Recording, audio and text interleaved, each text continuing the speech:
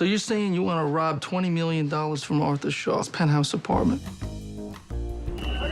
First, we have to figure out how to get up to the apartment. Basically, we have to do it on Thanksgiving Day. We realized like the simplest way would probably be the most realistic way. So they just basically sneak into the building while everybody's watching the Snoopy float go by, because everybody's fascinated by Snoopy. I've watched almost every single heist movie ever made. There was nothing cooler for me as a filmmaker to make a quintessential New York heist movie. When you walk past, which is the cameras here, go like this and just walk past them. We have the Macy's Thanksgiving Day Parade going past the towers. That's very New York. Anything can happen at any moment. I think that a lot of what this movie is about is New Yorkers and their sort of attitudes towards life. New York has so much character and such an amazing city. I love it.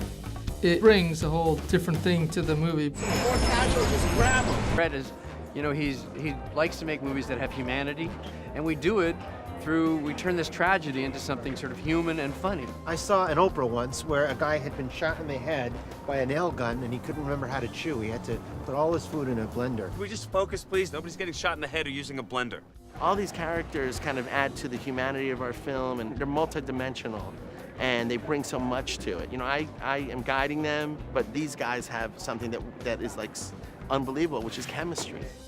I think audiences will really connect to it because it's an underdog story. Yeah. And it's funny, you know, you're gonna have a good time with it. It's got humor, but it's grounded in reality, so you can relate to these characters and the story. Here we go! Forward! Hey, Mark.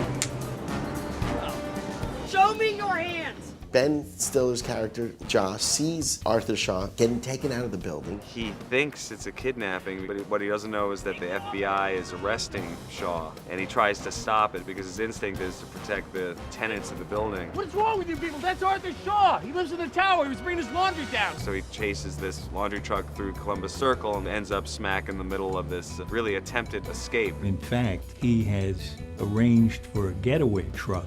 He's escaping because the cops are after him. You washed your passport, Mr. Shaw? And a ticket to Belize. What's going on? It wasn't a kidnapping. It was an attempt to flee. In a million years, Joshua would never guess that he was fleeing from the FBI because of a scheme that he was trying to pull off. Slide. Thought you might need a ride. When it comes time to do this heist and they need somebody who's an actual criminal, Josh has this idea to go to Slide, who we then learn they grew up together on the block and actually were in daycare together as kids. Ben's character has to come to Slide because he's never done anything illegal like this before. He's known me since I was a kid. I've forgotten that I've even known this guy. But he knows that I'm a shady character, so when he's gonna do something shady, I'm the shadiest person, you know, that he knows. Shooting on the streets of New York, it was like a dream come true to be on the street with Ben Stiller, Eddie Murphy, Casey Affleck, Matthew Broderick, Alan Alda, and all these great actors. Cut!